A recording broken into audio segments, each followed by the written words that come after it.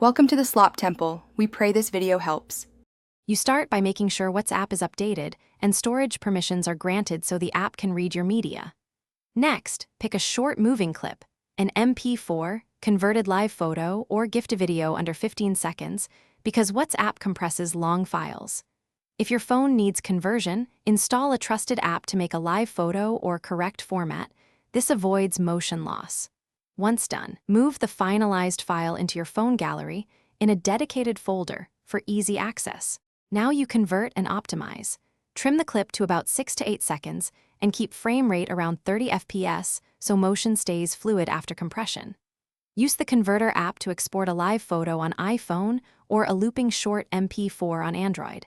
Make sure you choose high-quality export to preserve details. After conversion, save the file to your camera roll or main gallery folder and check playback. You want the motion to loop naturally, because that's what looks best as a display picture.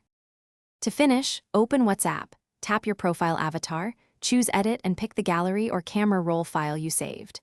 You can crop and preview the motion. Make sure you see movement before saving. If it appears static, re-export as a short MP4 or live photo with loop enabled and try again.